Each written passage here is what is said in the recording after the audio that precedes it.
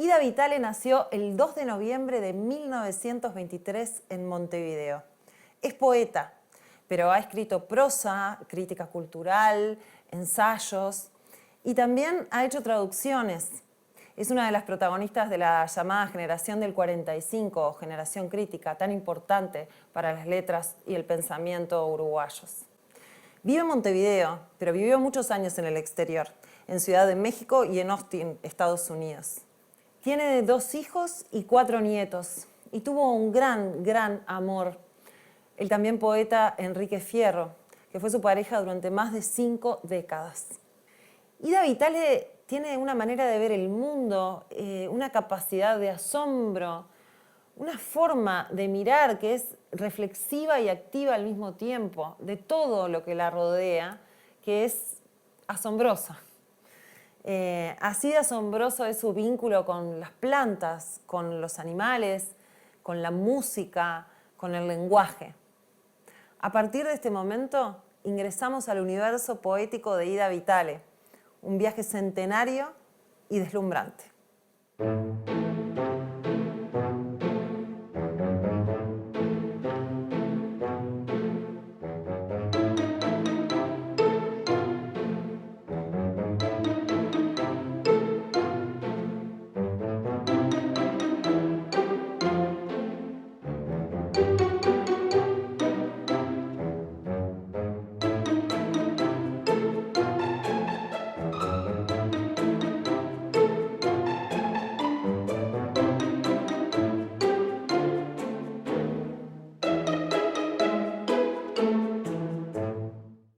En la labor poética hay una primera parte que tiene que ser de absoluta espontaneidad. Durante muchos años yo no, quizás por falta de oficio, nunca me forzaba en escribir si no venía. Creo que Juan Ramón es el que habla de que hay que escribir a diario. Y eso me angustiaba mucho porque no siempre sentía la necesidad o la posibilidad, o nacía, o lo que nacía me conformaba. Tiré mucho, rompí mucho. Hoy no rompo tanto, pero guardo en cajones. Eso sí, eso es un consejo de Juan Ramón Jiménez, que los poemas hay que escribirlos, meterlos en un cajón y olvidarlos. Y yo agrego hasta que uno los ve como si fuera de otro. Y entonces sí, pueden morder.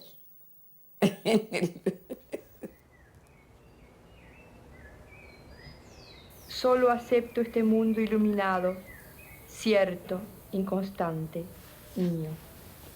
Solo exalto su eterno laberinto y su segura luz, aunque se esconda. Despierta o entre sueños, su grave tierra piso, y es su paciencia en mí la que florece.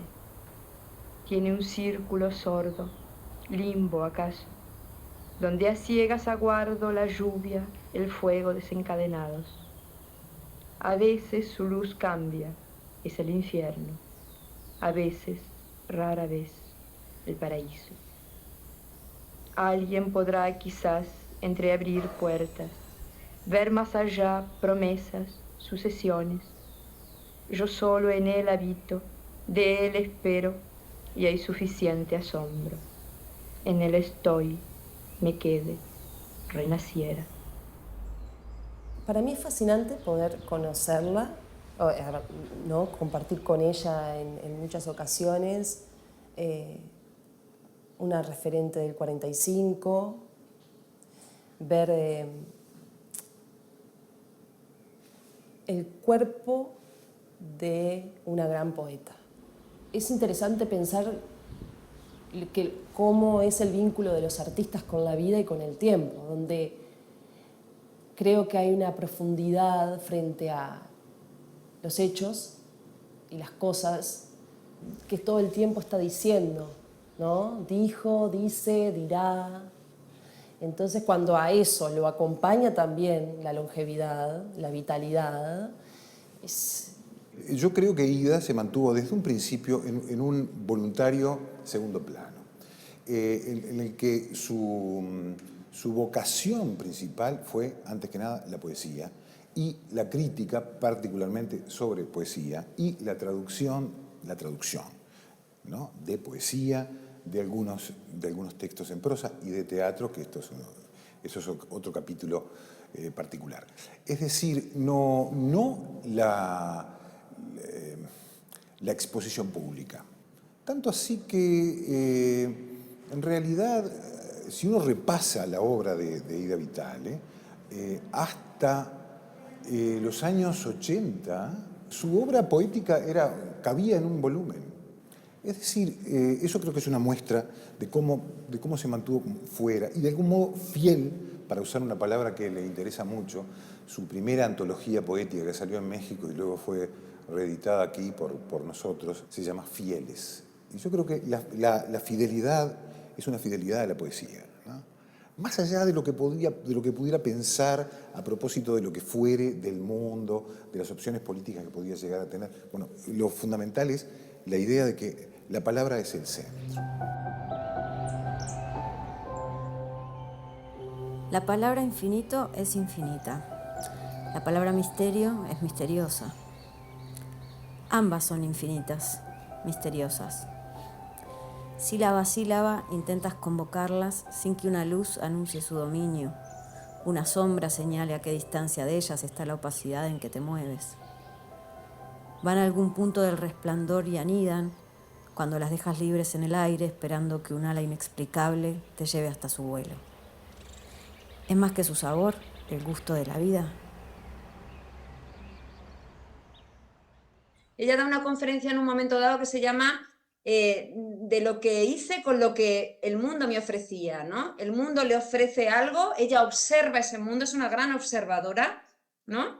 No solamente desde un punto de vista visual, ¿no? Pues efectivamente le gusta la naturaleza y mirarla, la pintura, es una gran melómana, la música también es muy importante en ella, y también para eso hay que tener un oído atento, ¿no? Como ella dice en varios poemas.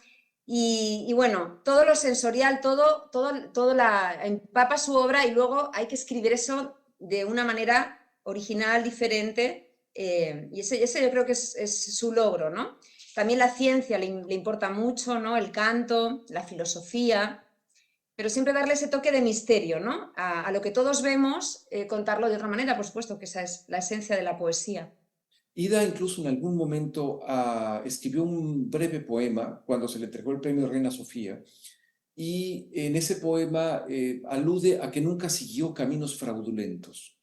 Insisto, aunque nunca siguió caminos fraudulentos. Ida ha sido extraordinariamente paciente con su obra, extraordinariamente, diría que disciplinada. La fe en su propia obra y la fe en la literatura y en tener algo que decirnos a los lectores como la genuina experiencia literaria, la literatura, la poesía entendida como mérito artístico, la poesía la experiencia poética que solamente la poesía puede dar, me parece que ejemplar en ambos casos. Estuvimos una noche cenando y de repente ella está tomando una sopa que es como una especie de gazpacho aquí en España, que se llama salmorejo, y de repente ella dice: pero espera, ¿a quién se le ocurre llamar a una sopa salmorejo? Bueno, nosotros toda la mesa nos morimos de la risa. Pues esto, Ida a sus 100 años todavía está haciendo como estos pequeños juegos de lenguaje, como fijándose en las palabras, en las pequeñas cosas. Siento que esa poesía la atraviesa hasta cuando nos sentamos a almorzar a un lugar y ella lee la carta y lee la carta como letra a letra, va prestando atención a cada forma de decir especial que a alguien se le pudo ocurrir para hablar de una torta de chocolate, y hace de las palabras también una forma de hacer aparecer las cosas que no estaban hasta que ella las nombra. Es algo raro, es una experiencia rara. Cuando la cerrazón arrecie, abre paréntesis, signo tibio, casa frágil, que no tiene más techo que el cielo imaginado, aunque sea adusto, ácido, aciago, si es otro quien lo abre. Piensa 2 manos que protejan tu rostro. De veras miren dentro de ti, agrupen sol contra el invierno, sol y solvencia humana. Aunque debas cruzar bosques de tiempo, pisar tantas hojas secas en el suelo de la memoria, cuidar no ser tragado por zanjas de sorpresiva erosión. Búscate en el paréntesis, como en palabras para siempre calladas.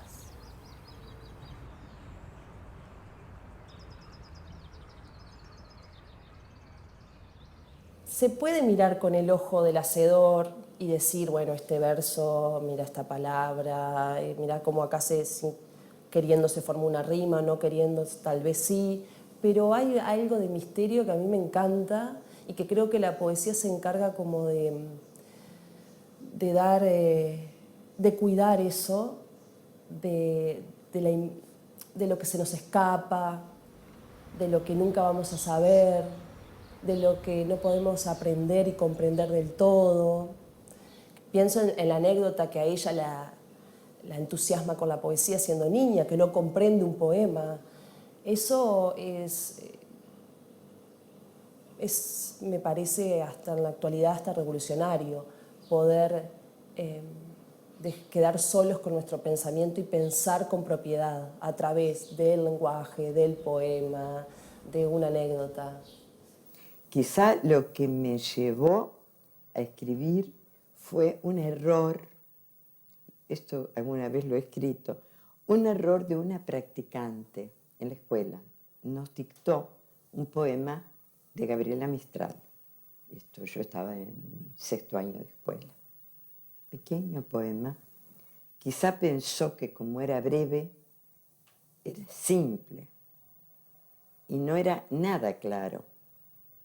Era un poema muy lleno de palabras vagas, alguien, una. Es la hora de la tarde en la montaña. Una siente angustiada en ese atardecer el solo pecho contra el cual estrechaba. Te advierto que yo tengo una espantosa memoria, sobre todo para la poesía. Tengo muy buena memoria musical, pero muy mala memoria para la poesía. Sin embargo, ese poema lo recuerdo. Y te diría que de ese poema creo que empezó todo. Y te voy a explicar por qué. Porque no entendí una palabra. Y durante 3 años seguí sin entender. Un día, cuando estaba en el liceo, dije, pero claro, sí quiere decir esto. Ahora, creo que eso quedó ahí como una especie de semilla misteriosa, es decir, eso afloraba, reaparecía, me lo replanteaba, y bueno, el día que lo entendí creo que estuve un poquito más cerca de la poesía. Bueno, después un día uno ilusamente empieza a escribir y después ilusamente sigue. Corta la vida o larga, todo lo que vivimos se reduce a un gris residuo de la memoria. De los antiguos viajes quedan las enigmáticas monedas que pretenden valores falsos. De la memoria solo sube un vago polvo y un perfume. ¿Acaso sea la poesía?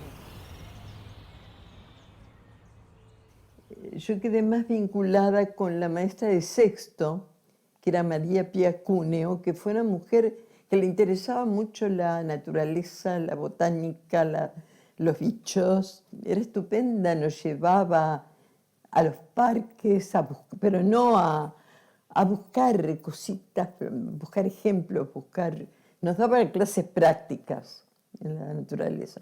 Y sin duda eso me acercó, por un lado, a ese interés, que bueno, es lo más obvio, lo que más a mano tiene uno, ¿no? Si se pone a mirar. Y después había habido en mi familia una tía, Ida, pero salimos un montón de primas, todas con el mismo nombre, porque murió muy joven. Y bueno, a mí me tocó heredar la biblioteca de ella. Entonces tuve la otra cara. Y ella era muy lectora y no solo tenía libros sobre historia natural, sino libros de poesía, por ejemplo. Una de las cosas que más me gusta o que más me ha atravesado en su obra es ese acercamiento al mundo natural, ¿no? Tal vez porque, bueno, vengo de un contexto rural o me crié en un contexto rural y en asumir después de adulta que la naturaleza tiene una presencia, no solo en mi obra, en mi poesía, sino que también en mi día a día. Ver cómo ella construye sus símbolos, sus alegorías o sus metáforas con el mundo natural, también me llevó a pensar diferente y cómo encontrar esos misterios en lo que, bueno, cómo se crece, cómo se muere, cómo se da fruto. Porque a veces hacemos una lectura del mundo natural como un lugar tendencioso y fácil de ir para comparar o para justificar, y en realidad es riquísimo y ella lo hace con mucho respeto y con mucha curiosidad. Y eso es hermoso, ver la curiosidad en ella. Bueno, es una poeta del conocimiento. Ida tiene muchísimas vertientes, pero hay algunas que se adelantan muchísimo a su tiempo. Y el hecho de que esté en constante diálogo con los animales no humanos, en su poesía prácticamente desde el principio, que viene también de Juan Ramón y viene de otros poetas, es una constante en su obra. Y ahora, por ejemplo, que estamos agostando el mundo y que estamos, digamos, reduciéndolo muchísimo, y ya podría, digamos, casi adelantarse, al menos en lengua española, respecto de los intereses y preocupaciones que tenemos sobre el mundo natural y el mundo que nos rodea. Empecemos por esta silla donde estás sentada. ¿De quién es? Originalmente. ¿De quién era? Mi abuela. Tenía esta y la otra. Las dos eran de mi abuela. Mi abuela se sentaba en esta y yo en aquella. Bueno, después murió mi abuela, bueno, todo se desarmó, me quedé con esto. Ni siquiera sé por qué. Recuerdo que había un corredorcito que llevaba a la cocina donde estaba siempre un canario. Aquí yo paseaba. ¿Cómo paseabas al canario? Lo sacaba de la jaula. Sí, el canario no se iba. No. No. Haber entendido que la claraboya estaba muy alta. Pero no. No, pero el canario era más vivo que cualquiera. Nunca quedaba en una mesa ahí. Estaba acostumbrado. Digo, tampoco a mí se me ocurría que tenía que irme de la casa. El canario aceptaba la casa. Me parecía horrible que el canario estuviera ahí metido en una jaulita así chiquita. Un día le pregunto a María, quien fue la que llevó adelante este documental de Ida, si ella sabía qué flor era su favorita o su planta o si tenía alguna en especial. Y la respuesta de Ida fue, qué sé yo, todas. La de estación, dice, ¿no? Y me pareció brillante porque representa ese amor que tiene por la naturaleza. No hay una. En todas hay enseñanzas, pero la de estación es la que está viva, es la que está en el momento, la que está presente. Mis dos abuelos maternos, María Inés Silva Vila y Carlos Maggi, eran parte de la generación del 45, de la cual Ida hoy es la última representante. Y bueno, cuando ellos se casaron, y se casaron el mismo año que Ángel Rama e Ida, que fue su primer marido, y se fueron a vivir a la casa de la calle Martí, que así la escuchamos toda la vida.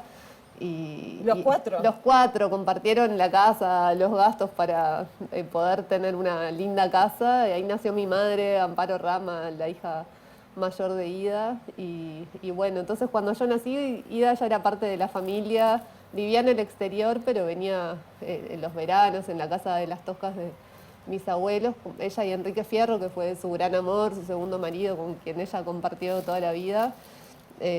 Bueno, venían, eran una pareja muy divertida, siempre eran nombrados a dos, Ida y Enrique, y muy curiosos los dos, muy atentos a lo que estaba pasando con todas las generaciones. Y hay algo en el sentido del humor que compartían con Enrique, eran muy divertidos también juntos, que sí, era muy fascinante estar cerca de ellos, como siempre que decían que venían, era una alegría. Y cuando Enrique se muere en Austin, Ida vuelve a empezar otra vez su vida y pone 2 vidas en cajas, y ahí ya no estaban mis abuelos y era la última persona de esa generación, y entonces las dos familias se acercaron bastante, como...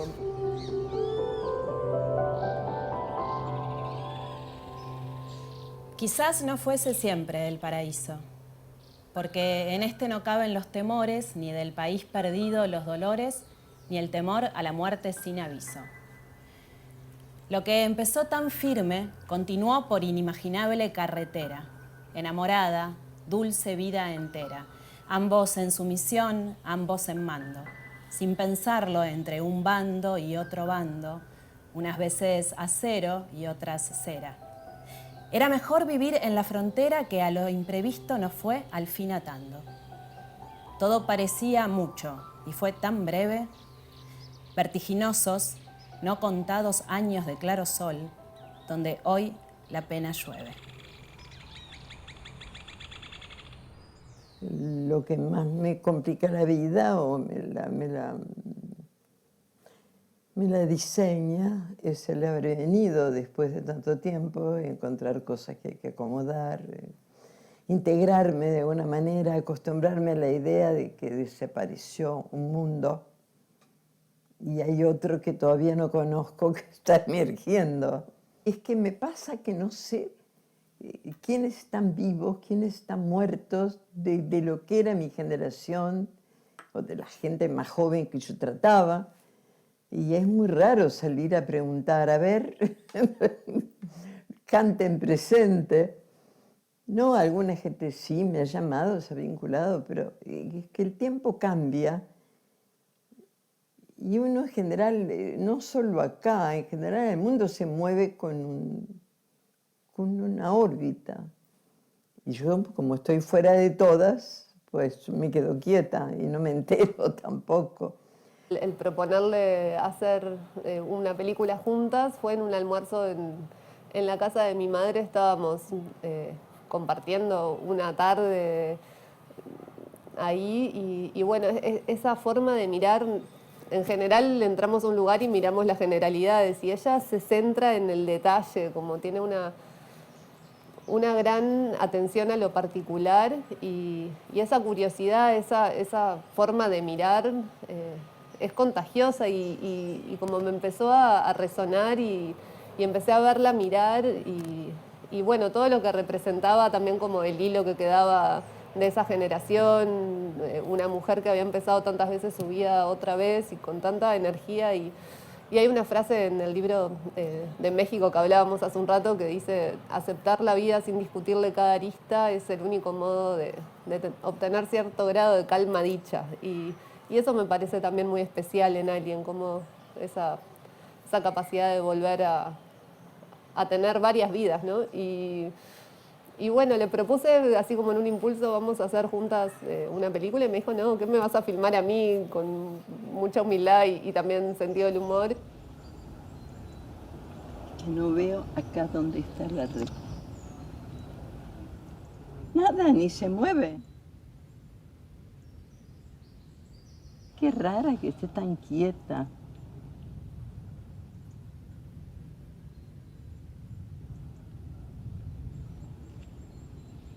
No, no se inmuta, ¿eh?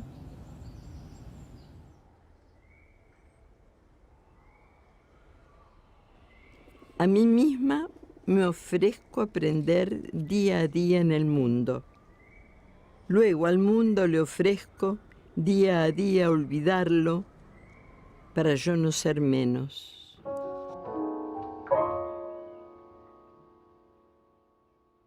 Es como casi hipnótico, como que empezás a ver a través de sus ojos. O sea, creo que no es solo a mí que me pasa, es algo que ella genera. Y al entrar en su obra, en su poesía y en sus versos, hay una fusión en su forma de vivir y también en cómo su poesía también se va metiendo en la vida y están muy relacionadas, como que la poesía es el centro de su vida de alguna forma. El verano de 2015, cuando hice la antología Todo de pronto es nada, este premio Reina Sofía siempre tiene también como regalo, digamos, o como algo especial, la elaboración de un estudio crítico y antología completa de su obra. Y este libro lo hice en el verano de 2015 con el apoyo de Enrique Fierro, otro extraordinario poeta, su marido, su segundo marido. Y fue bonito porque hablábamos cada día por Zoom, o no me acuerdo por qué aplicación, creo que Zoom o Skype a lo mejor incluso. Y ellos estaban en Austin, en Texas, viviendo, pero todos los días hablábamos. Enrique organizaba muy bien todo el material filológico, me decía este poema sí, este no, este tiene una errata, íbamos al trabajo con el texto, y sin embargo Ida era deliciosa, es una deliciosa conversadora, es una conversadora infatigable, como saben los uruguayos, ¿no? Lo que hacía era preguntarme, bueno, ¿y qué película has visto últimamente? ¿Qué has visto en el cine? Tiene una gran curiosidad, por lo que también la gente joven ve, por lo que interesa. Entonces, ¿y qué has leído últimamente? ¿Has leído a Manganelli? ¿Has leído tal cosa? Claro, me impresiona, digo, Ida, nos tenemos que centrar. Menos mal que Enrique ponía un poco orden, porque ella me derivaba a otras cosas y estábamos 2 horas hablando. Claro, lo que llama la atención de ella es su inteligencia también, ¿no? Esa mirada que tiene tan penetrante, que va como más allá de las cosas, ¿no? Y su generosidad con la gente joven, como digo, porque yo creo que tener 100 años... tiene 100 años por esa curiosidad y por esa inteligencia, ¿no? Yo creo que si no se pierde eso, se tiene un espíritu joven siempre. Ida tiene un espíritu joven. Fue a partir del premio Reina Sofía que, bueno, sentí la necesidad de leerla, por allá, si no me equivoco, 2015, y, bueno, me cautivó. Ahí quedé con el pendiente de profundizar. Y años más tarde se me invitó a presentar algunos de sus libros. Uno fue Léxico de Afinidades, después fue Tiempos sin claves. Y bueno, y desde ese momento en que entré con Léxico de Afinidades, luego de conocer algo de su poesía, bueno, empezaron a llegar todos los libros que pude ir teniendo de ella y como ir construyendo ese universo Vitale, ¿no? Esa especie de mosaico de su obra. Bueno, podría decir algunas palabras que tal vez definan ese universo o esa sensibilidad, como lo fundamental, conectada con lo fundamental, la fe en la palabra. Entonces me fascina una poética que se desprende de todo, de todos y de todos, ¿no? Por eso hoy decía de la fe en la palabra, la nobleza de las cosas fundamentales, donde se puede pensar a través de símbolos de todos los tiempos, o de cosas que ya se consideran hasta perdidas, o demasiado sesudas o intelectuales, pero no es así, es el acercamiento, la sensibilidad en profundidad, en tiempo, en relaciones. Y entonces a veces no comprendo cuando hay algunas lecturas, tal vez más jóvenes, de la poética de Vitale como una poesía muy intelectual. Cuando yo la encuentro muy diversa. Sí, están los poemas donde hay un trabajo desde el verso, las palabras, lo propuesto, donde desafía constantemente. Y hay otros que es como tal vez pensarla más hoy, ¿no? La sonrisa, el absurdo, algo que genera como simpatía, ¿no? Frente a un hecho, un símbolo de la vida. ¿Te gusta la noche? Bueno, sí, es horas a aprovechar también. Ya estás levantado, no es como de mañana que hay que levantarse y hacerse a un día.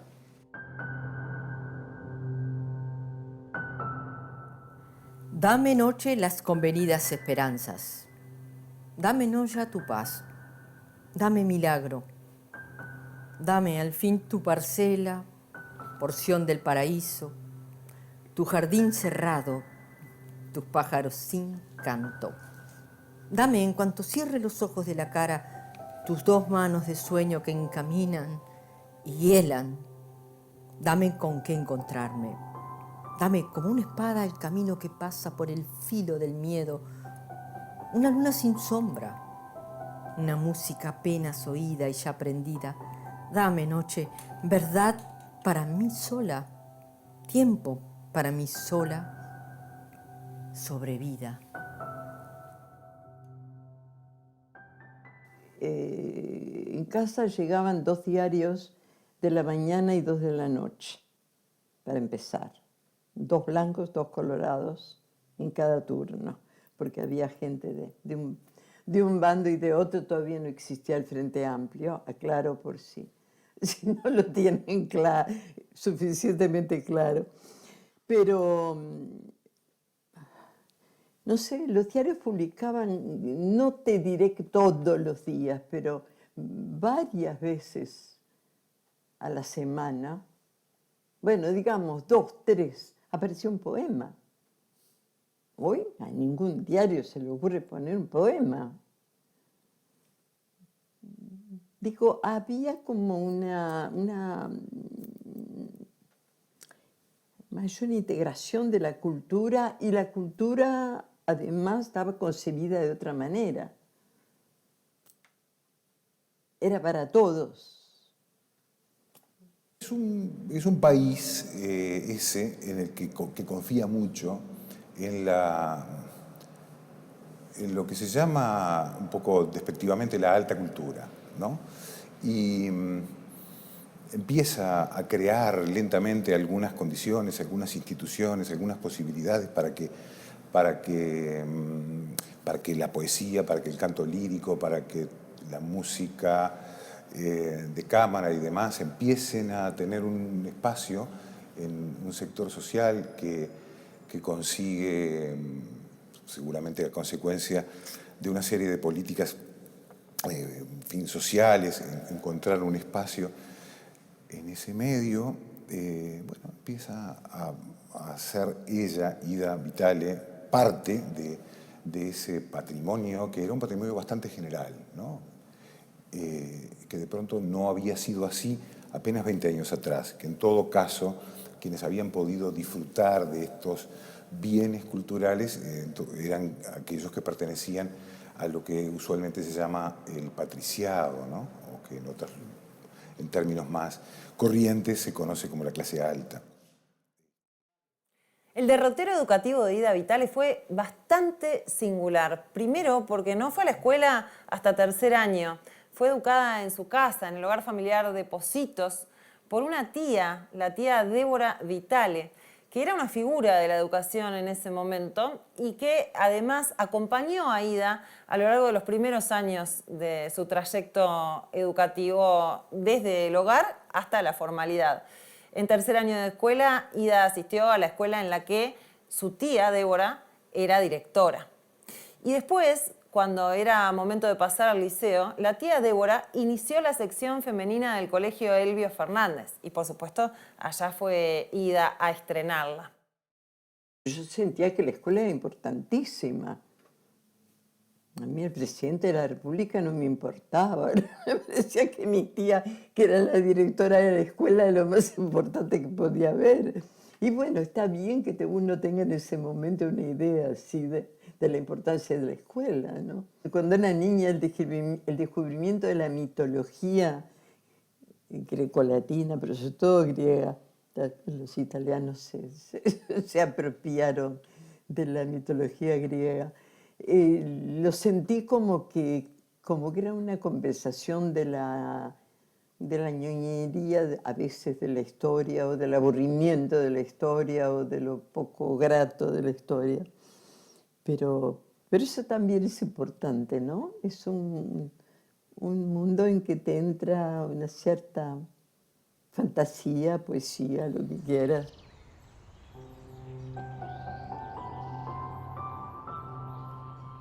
Entonces, Cuando el macizo de la historia arda en su derrumbada confusión, cuando Reloj Nocturno o Margarita, Minuto a Pétalo, hayan concluido, habrá también concluido la destreza. Nadie tomará ya fotos de la nada y lo que se piense será en vano. La poesía cerrará puertas no franqueadas, rayo ignorado que solo cae en el mar. Tanto ya se ha perdido y reemplazado como se perderá. La cueva espera o el desierto sin agua. Cuando empezás a leer de chico, pronto una cosa que te fascinó, la volvés a 2 años después o 1 año después y ya pensás que no, que eso ya no, que hay que superar. Ahora, claro, llega un momento en que todo te parece estupendo y entonces tenés que volver para atrás, echar a andar atrás la máquina, empezar a eliminar y otra vez establecer categorías, ¿no?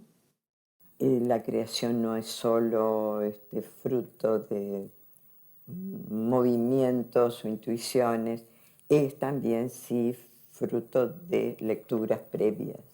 Digo, creo que es muy importante, por lo menos para lo que diríamos el oficio, que viene en una segunda etapa, haber tenido lecturas formativas.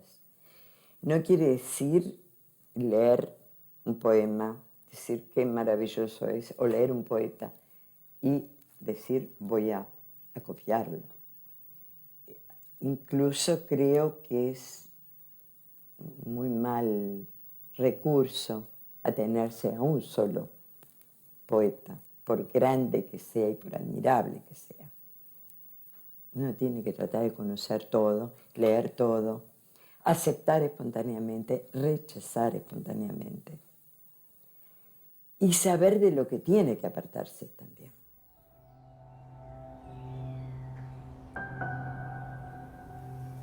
Tendré que hacer una nevada montaña de este montón de harina. Un bosque de estas 3 enfiladas encinas que miro y están solas. Una cascada del chorro de agua fría que mi mano intercepta. Y de la concesión, un geyser. Desconectada como erizo sin su cueva entre el pasto, tendré que prevenirme de tanta ímproba realidad. Alta en el árbol del malestar, como mono que va perdiendo su selva. Finalmente entró a la Facultad de Derecho, a donde Ida concurrió 3 años. Y pasó algo muy importante allí, que es que su contacto y su estudio de los códigos le enseñaron y le demostraron a Ida de alguna manera la importancia de la sintaxis, la importancia de dónde va un punto, dónde va una coma, y que si una coma está mal puesta cambia el sentido de lo que se quiere decir y eso en el derecho puede ser fatal. De repente ese rigor que tiene Ida con el lenguaje nació allí. Pero ¿qué pasó? Se abrió la facultad que ella quería en principio. Se abrió la Facultad de Humanidades, la inauguró Carlos Vaz Ferreira. En ese lugar fue donde se encontró con varios de los protagonistas, de los coprotagonistas de la generación del 45 y comenzó esa relación que tuvo sus idas y venidas, sus acercamientos y sus alejamientos. Asisten a distintos cursos en carácter de libre, que era un poco el régimen que había en ese momento, y a partir de ahí hacen cosas, se conocen, porque son poquitos y les interesa hacer más o menos lo mismo, y es natural entonces que se acerquen, y es natural también que luego se disputen en parcelas de, no digo de poder, pero sí de concepción del mundo, que lo lleven a tener algunos cortocircuitos. Pero antes de los cortocircuitos, algunos de ellos tuvieron una adhesión muy fuerte, un acercamiento muy entrañable, si se quiere, por José Bergamín, que era un escritor tal vez no del todo notorio para los manuales de literatura española, pero sí decisivo para la llamada generación del 27, es decir, la de García Lorca, Alberti, Pedro Salinas, etc., que había salido de España por su oposición al régimen de Franco en 1939, había pasado por México y de México terminó aquí dando clases, no terminó, llegó aquí para dar clases de literatura española. Entonces muchos se acercaron a él, tanto se acercaron a él que terminó siendo el testigo de casamiento de Ida Vitale y Ángel Rama, por ejemplo. Tenía la práctica insólita de comprar libros, regalarnos libros. No le bastaba con decir, hay que leer a los románticos alemanes. Él iba y nos regalaba el libro que encontraba. Bueno, creo que se gastó todo el dinero que le pagaba la Facultad de Humanidades en mantenerse y en regalar. Así. Claro que se fue de aquí igual como había venido. Pero su magisterio era muy importante, no solo porque regalara libros, no solo porque nos hiciera leer determinadas cosas, sino porque era eso que es muy raro de encontrar, que es un ser humano completo, con defectos, con virtudes, pero con personalidad. Con personalidad. No siempre uno estaba de acuerdo con Bergamín. Bergamín se dividía entre dos polos que él definía muy graciosamente en una frase: soy comunista hasta la muerte. En la muerte él era católico. Él no planteaba esos temas. No tenía una militancia que hubiera estado muy mal en un maestro. Pero naturalmente eso afloraba en su obra, en su conducta. Era una persona muy ética. Entonces a uno le daba ciertas nociones que creo que una sociedad y a veces las familias tienen que transmitir, de que hay una ética en la vida doméstica, una ética con la familia, una ética con la sociedad, una ética con los amigos. Bueno, a eso me refiero yo como presencia de un maestro. La generación del 45, Generación Crítica, es una generación emblemática, un grupo muy importante en el siglo XX en América Latina y en toda la lengua hispánica, en el panhispanismo. Y yo creo que, bueno, después de la generación del 900 es el segundo momento fundacional de la literatura uruguaya. La característica fundamental es que son intelectuales, no solo son poetas, narradores, sino que son críticos culturales y son pensadores. Pensemos que ahí está, por ejemplo, Marinés Silva Vila, Mario Benedetti, Emir Rodríguez Molegal, Idea Vilariño, Amanda Berenguer, ¿no? Carlos Maggi. Entonces, la gran característica es esa. Es una generación extremadamente culta y que son investigadores, son críticos culturales y no exclusivamente poetas, ¿no? Creo que eso marca una diferencia. Ella lo cuenta muy bien en Shakespeare Palace, Mosaicos de mi vida en México. Hace una recapitulación, habla de su época en México, pero habla también de su época de formación anterior en la generación del 45 crítica, y creo que, aparte de la amistad que se da entre ellos, ¿no? Trabajan en prensa y luego, por eso, Ida también se puede incorporar a Vuelta en México o a 1+1, al periódico 1+1 con Octavio Paz, porque tiene toda esa formación sólida, intelectual, seria y en diferentes disciplinas, música, pensamiento, política. El concepto de generación es muy discutible, ha sido muy discutido desde el punto de vista teórico. Digamos simplemente que hay ciertas circunstancias históricas o accidentales que hacen que determinada gente en un determinado momento sienta que existe la vaga necesidad de aglutinarse o de expresar ese movimiento o esa realidad que sienten compartir. Tú decías que ellos se autoeditaban, y eso es verdad, porque lo tenían que hacer porque no había editoriales. Las editoriales que había eran de tipo pedagógico. Pero en el caso de la imprenta que le pusieron La Galatea, que le pusieron así porque es el nombre de una obra de Lope de Vega, el que admiraban mucho, ciertamente. Y por cierto, el primer libro de Ida Vitale tiene La luz de esta memoria, es un verso de Lope de Vega, de ahí lo toma, ¿no?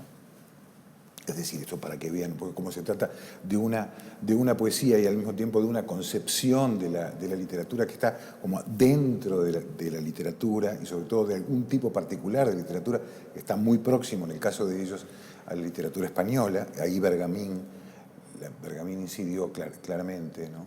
Bueno, esta es una antigua máquina, es una Minerva, es decir, es una tipográfica en la que se arma una caja letra por letra y bueno, se comprime, se alinea y después se pasa un rodillo y se presiona un pedal y se imprime hoja por hoja. Así que era una necesidad, sí, pero también era una manera de vincularse de alguna forma entre material y simbólica con lo que se estaba haciendo. Es decir, elegir el tipo de papel, elegir la carátula. Las carátulas de esa época no eran coloridas como ahora, eran más bien planas, con un diseño, con un dibujito más bien delicado, si acaso. Elegir la tipografía, discutir qué tipo de tipografía se usaba, si Bodoni, si Garamond, si lo que fuese. Entonces, eso formaba parte del ámbito, digamos, del deseo de producir libros y bueno, y sobre todo de hacer poesía. Sobre todo, no solo, ¿no? De hacer poesía. También editaban otras cosas, poquitas. Esa generación, la generación de Ida, la de Ángel Rama, la de Mir Rodríguez Monegal, toda esa generación es una generación verdaderamente prodigiosa y ejemplar en toda América Latina. Mir Rodríguez Monegal y Ángel Rama han sido dos de los críticos más importantes que ha dado el continente. Ida ha sido una de las poetas más importantes que ha dado el continente. Es una generación verdaderamente notable que habría que reivindicar, sobre todo porque fue producto de una revolución educativa en el Uruguay que produjo justamente estas posibilidades. Un grupo de genios. Es verdaderamente notable. Y todavía cabe incluso señalar que Ida, todavía retrotrayéndonos todavía más allá de Borges, que todavía puede ser memoria viva para algunos, ella conoció a Juan Ramón Jiménez, por ejemplo. Y Juan Ramón Jiménez destacó esta gracia y penetración naturalísima, la llamó, en la obra de Ida, cuando Ida tenía apenas 23 años. 1 más 1, decimos, y pensamos, una manzana más una manzana, un vaso más un vaso, siempre cosas iguales. ¿Qué cambio cuando 1 más 1 sea un puritano más un gamelán, un jazmín más un árabe, una monja y un acantilado, un canto y una máscara, otra vez una guarnición y una doncella, la esperanza de alguien más el sueño de otro?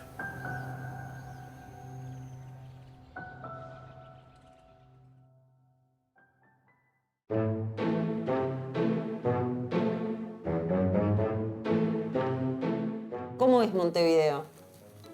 ¿Cómo es Montevideo? Es como me preguntaron cómo es mi padre o mi madre, yo qué sé, son cosas que no te acostumbras y no analizas mucho.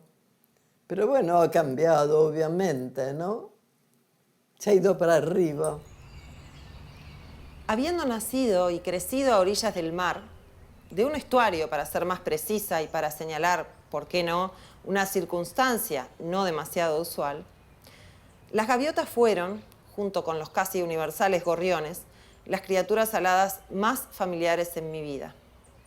Y si los gorriones nunca faltan en los escenarios por los que camino, al desaparecer el agua, perdí las gaviotas tantas veces que se me han vuelto preciosas.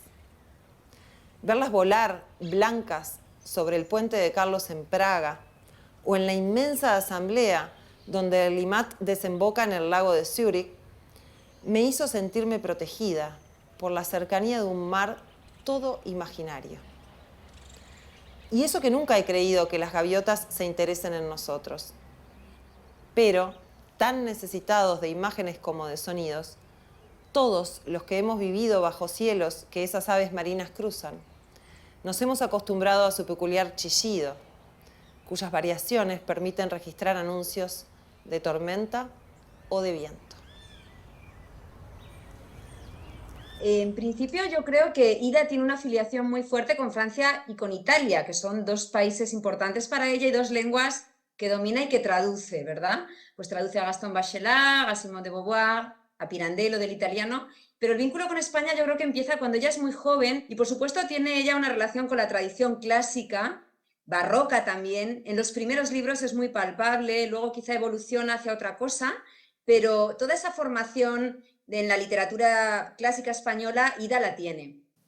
A mí la historia americana me aburría. Teníamos que dar, era una actitud totalmente snob avant la lettre, pero la verdad es que a mí todo lo que era cultural me venía de Europa. Y entonces sí, bueno, claro, cuando crecí descubrí que no, que en parte porque Europa de alguna manera me llegaba por los libros, por las revistas, y América de alguna manera yo la sentía, y todavía la siento, más aislada en cada país. Bueno, creo que la primera visita importante de Ida a España fue en el año 2008. Fue invitada por el poeta Luis Muñoz a la Residencia de Estudiantes de Madrid, este sitio emblemático, clásico, donde estuvieron todos los poetas del 27, bueno, Lorca, Buñuel, Dalí, pintores, artistas. A ella le encanta la residencia de estudiantes, de hecho, siempre que viene a Madrid se queda allí, se aloja allí, es muy amiga de Alicia, la directora. Mañana le haremos un homenaje, presentaremos Donde vuela el camaleón, un libro de relatos que se edita por primera vez en España, en la editorial Lumen. Entonces, en 2008 pasó unos meses en España junto al poeta Luis Muñoz, que la invitó, que coordinaba los actos. Poeta en residencia se llamaba, y creo que ese vínculo comenzó. Posteriormente, claro, empezó a tener otros reconocimientos. Antes de los españoles, hay que señalar que obtuvo el premio Alfonso Reyes en México, un país de su corazón, pero efectivamente vino también a Granada en el año 2015 porque recibió el premio García Lorca antes del Reina Sofía, que consigue al año siguiente. Este premio Reina Sofía, que es con el que yo tengo más relación porque soy profesora en la Universidad de Salamanca, y este premio lo da el Departamento de Literatura Española e Hispanoamericana de nuestra universidad con patrimonio nacional, con la Casa Real. Este premio es realmente muy importante, yo creo que le dio una proyección enorme y 2 años después obtiene el mayor galardón de las letras hispánicas, que es el Premio Cervantes, entregado en Alcalá de Henares. Y cito estas ciudades porque creo que hay una cartografía interesante en Ida, ¿no? Madrid, Granada, Salamanca, Alcalá de Henares. Ida me ha comentado varias veces que lo que más le gusta cuando va a otro país es ir al campo. Le fascinan las aves, le fascina la naturaleza, bueno, botánica y zoología atraviesan toda su obra. Entonces yo sé que donde más feliz ha sido en España, y me lo dijo, es en Juzgado. Y eso fue muy bonito ver cómo realmente estaba arropada por muchísima gente, no necesariamente eruditos, profesores, investigadores, la gente del pueblo, niños por todas partes, siguiendo a Ida por ese pequeño pueblo.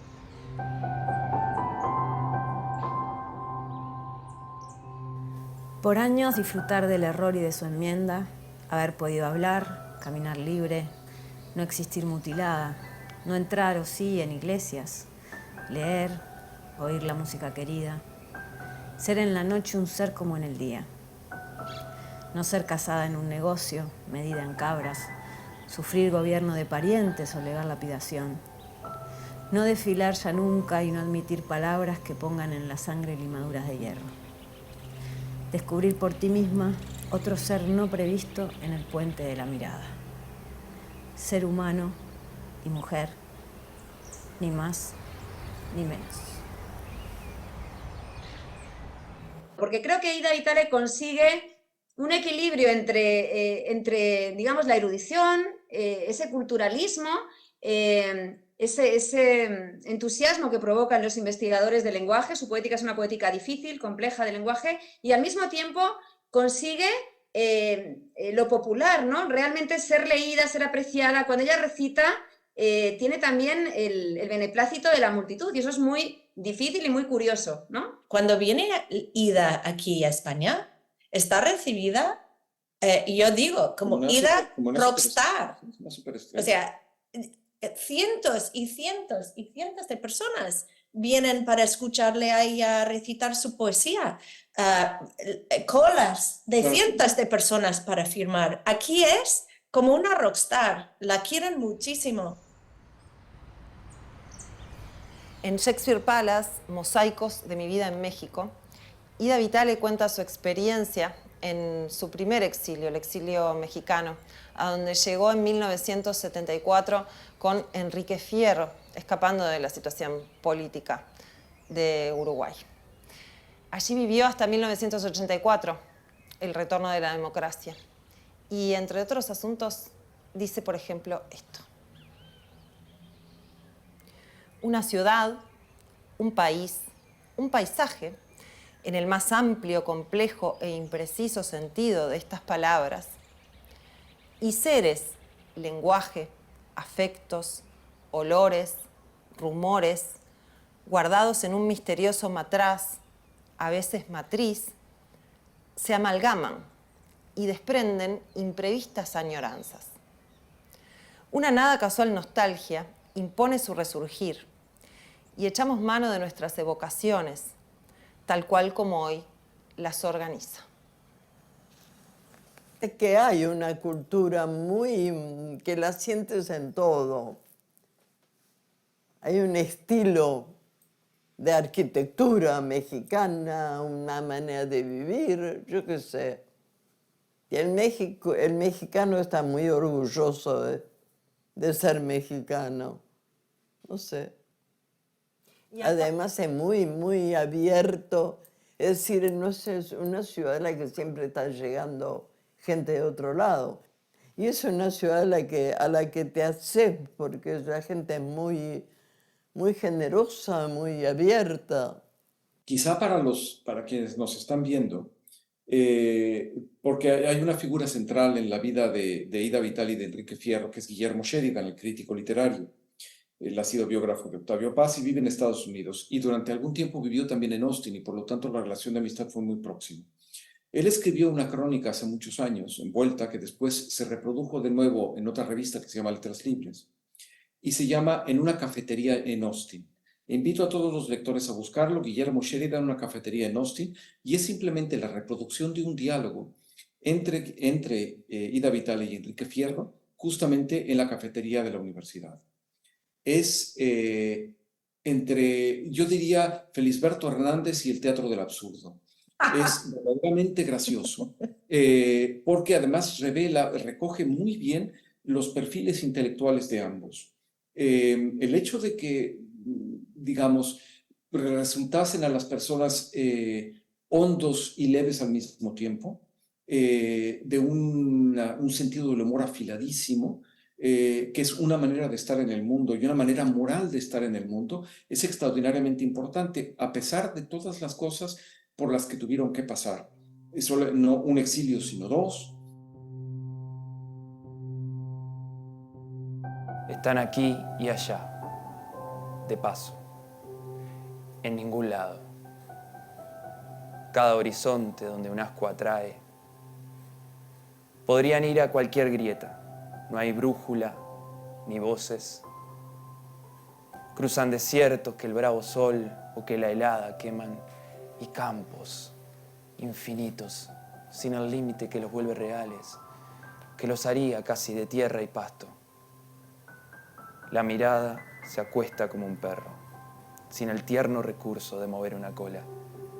La mirada se acuesta o retrocede, se pulveriza por el aire si nadie la devuelve. No regresa a la sangre ni alcanza a quien debiera. Se disuelve tan solo.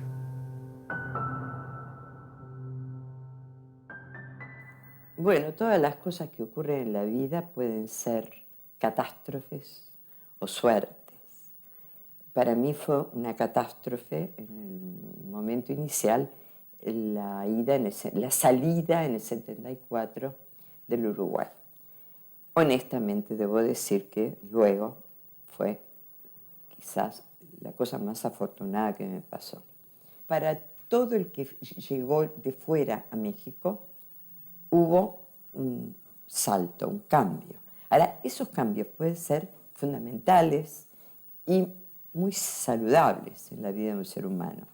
Es decir, yo creo que la vida está hecha de dificultades que hay que vencer, salvo que nos arrolle.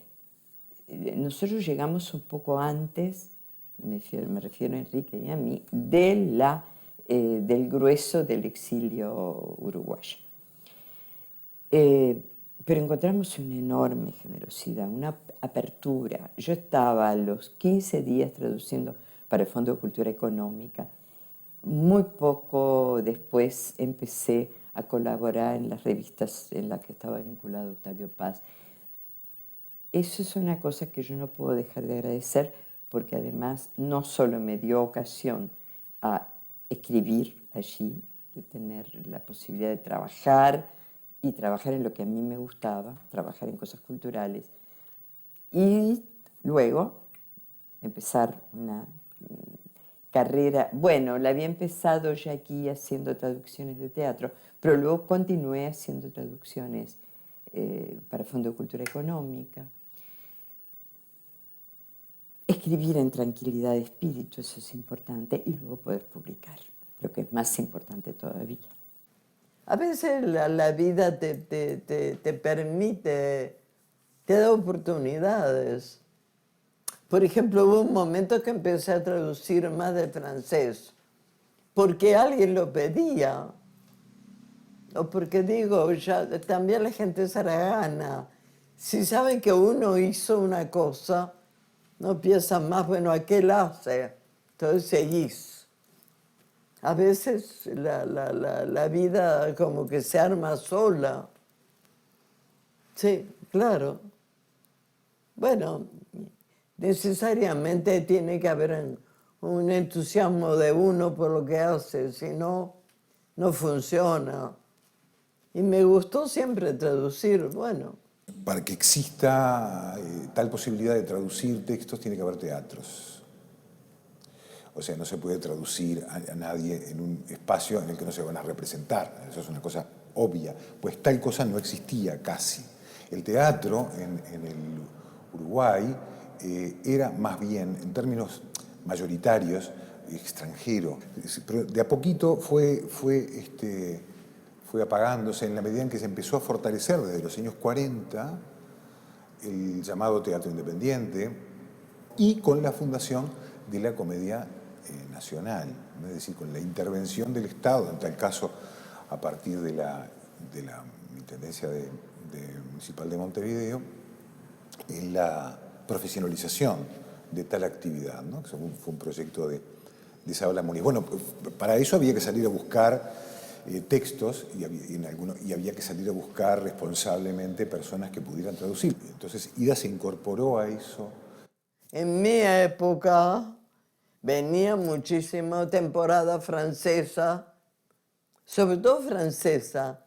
Había también alemana para un grupo, pero sí, italiana también. Tú tradujiste muchas obras, trabajaste junto con Laura Escalante para el Teatro Solís y para el teatro. Ahí es como que empezó a cambiar eso de que todo venía de afuera. Bueno, cuando ella empezaba a ensayar, yo tenía que ir. Pero, porque claro, una cosa es escribir un diálogo que después cuando estás ahí te encontrás que no funciona. Ahí ya todos los actores se aprovechaban y decían, pero eso me cuesta. Bueno, hasta que ahí me puse firme y dije, todo te va a costar.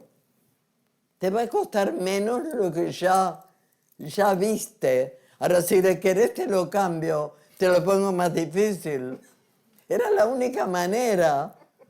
Gracias a Laura me tocó traducir mucho. Bueno, a mí me encanta traducir, pero digo, naturalmente lo que traducieran textos editados o que se iban a editar. Pero sí, el teatro tiene sus leyes que tiene que ser algo dicho y que se entienda de inmediato. No, si te pones a pensar, ya lo que viene te lo perdés. Y a Laura era muy escrupulosa, muy... bueno, a mí me encantaba.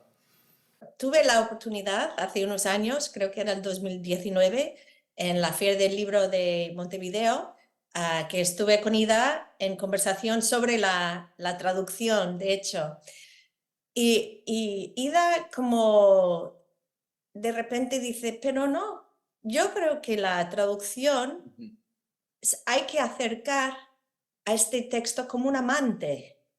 Hay que desnudar el texto de su idioma original y seducir, amar y luego revestir con el nuevo idioma, ¿no? El nuevo lenguaje. Bueno, eso no sabes, mis estudiantes se quedaron rendidos a esta manera, porque es otra manera de mirar la traducción, ¿no? En vez de entrar como marcialmente, se entra como a través del amor, a través de la seducción, la travesura, que si algo Ida es traviesa total. Y yo sé que también está trabajando también acerca de algunas de las traducciones que ella hizo antes, está volviendo ahora a eso y pensando un poco y poniendo un poco por escrito algunas de sus precisiones acerca de la traducción. Ojalá que podamos tener estos escritos porque serán muy importantes para la comunidad de traductores en el mundo. Desagradezco días degradados. Amanecimos mal, el día y yo. Pueden llover desgracias, aunque no sepa cuáles. Con un cierto pavor, ruego por menos luz. Que sábanas me cubran y alejen la ciénaga que traga. La aceptaré otro día, pero no hoy. Hoy no.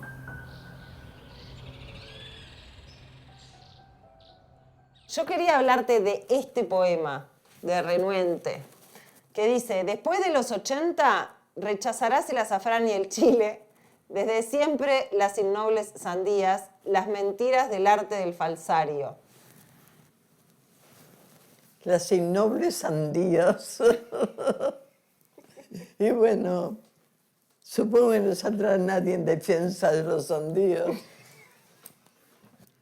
Después de los 80, rechazarás el azafrán y el chile. Y la verdad, que el chile lo rechacé mi vida entera. Sobre todo todos los años que viví en México. Que era, bueno, era lo normal es que yo dijera, ¿esto pica? No, no. Era la explosión. Bueno. Dejarán de angustiarnos teorías estéticas, la maldad del azúcar, el ego, las historias que la gente se inventa para alegrar el suyo, la inabarcable gira de ajenas cacerías. Y bueno, lo que pasa es que cada uno tiene sus propias cosas que rechaza. Hay un poco de mala intención en mezclar las teorías estéticas con la maldad del azúcar. Sobre todo que yo no creo en la maldad del azúcar. Bueno, en fin. Bueno, los años pasan y la selección se haría distinta. No tengo nada contra las piedras y las hojas. Siempre le había costado sobremanera tener una idea clara del tiempo. Solía tenerlas demasiado oscuras.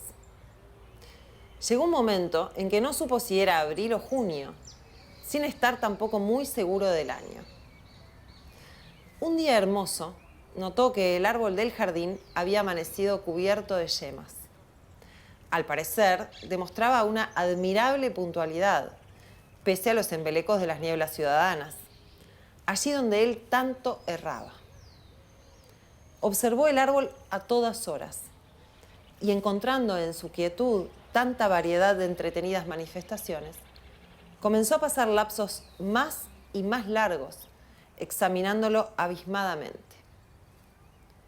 Llegó al fin un instante en que se descubrió mirado en su inmovilidad por un anciano que, detrás de polvorientos vidrios, ponía en sus ramas los ojos quietos, vacíos, destemplados.